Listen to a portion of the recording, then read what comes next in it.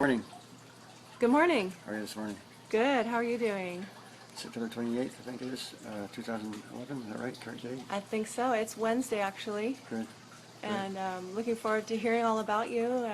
And can you tell us your name again for us? Russ Alexander. Wow, I like that. You're sounding very nice. The speech is pretty good this morning, isn't it? Not bad. Yeah, your speech is doing very nicely. Good.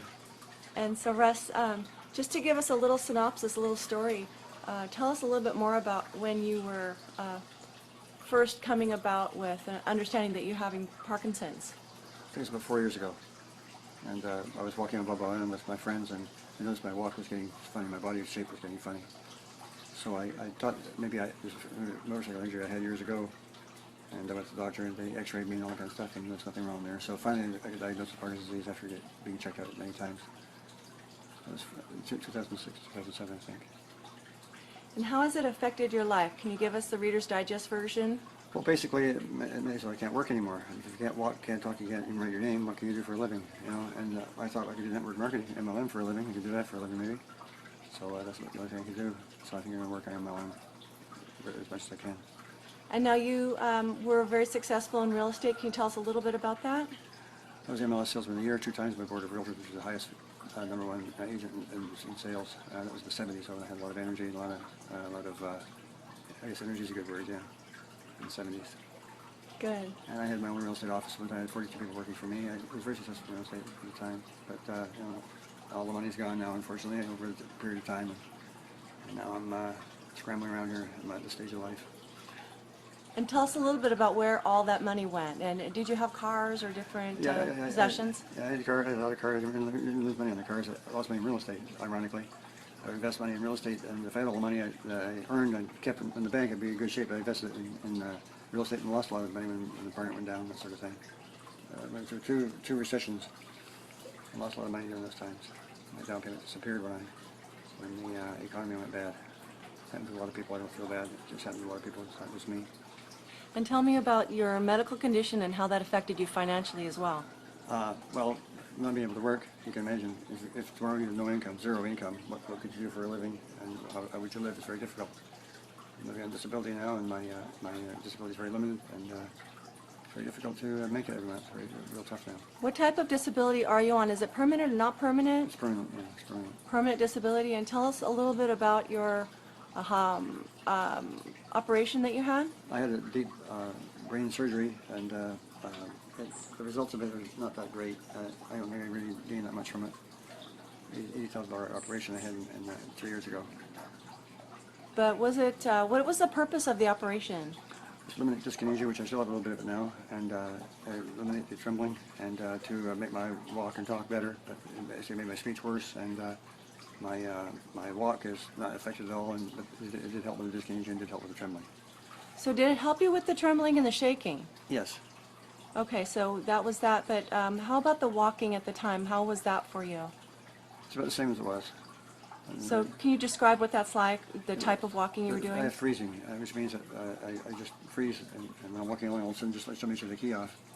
And the walking, I'm in a big open area like a yard is fine, but in the tight areas like doorways, or there's lines in the pavement, or there's tight narrow hallways, or people or something ahead of me kind of in my way, barricading me, whatever, it really is noticeable.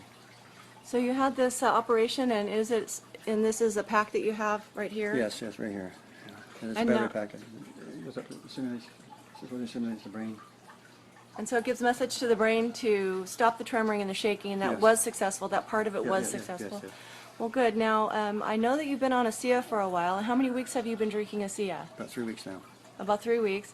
And you started out at 2 ounces in the morning, 2 ounces at night for the first 3 days. Then you upped it to about 8 ounces after about 5 days, or after about 4 days. Is that correct? Approximately after about 4 days, you upped it to about. I think about a week later, I upped it. About a week later, you upped it. And a week later after that. Okay, good. And so that was 8 ounces a day at that time that you upped it to, spreading it out throughout the day. Yes. And now you're up to how many ounces a day? 12. 12 ounces a day. I'm assuming I'm going to taper back off again. I'm on 12 right now for the last. Okay, so you're on 12 right now, and you're going to taper back off when it's appropriate. And then, are you consuming more water, or is that something that's important to you right now, the Yes, I'm understanding? trying to consume more water. You're after me to consume more water every day, and it's a good thing. It's just I'm doing as best I can with water. Okay, good. So previous to ASEA, you were stopping a lot in your walk, and every little thing would make you stop. For example, a narrow hallway or a crack, just lines in the pavement, things like that.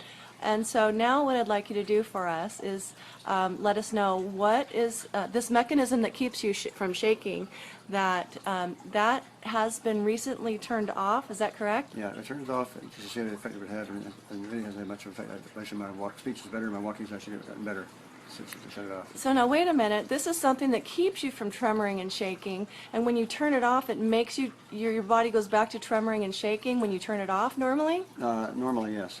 And so what has happened for you now? It's not doing that.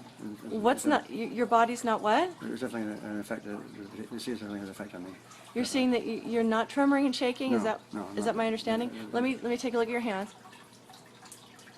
Wow. You could be like a brain surgeon. Hang on just a minute.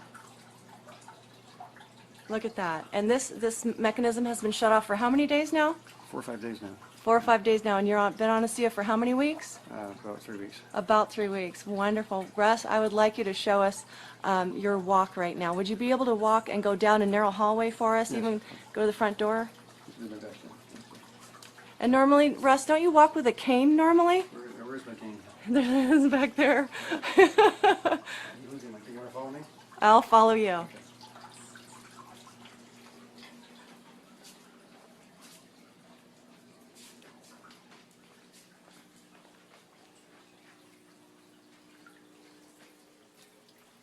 Wow, look at that. That's phenomenal. Can you come to the front door for me? And now this is a narrow hallway. Aren't you supposed to be stopping your walking? And you normally stop when you make a turn, isn't that correct? Yes. Congratulations, Russ. This is phenomenal. And so Big benefit so far. See how long it lasts. we'll see how things go, step by step. Thank you very much. Thank you.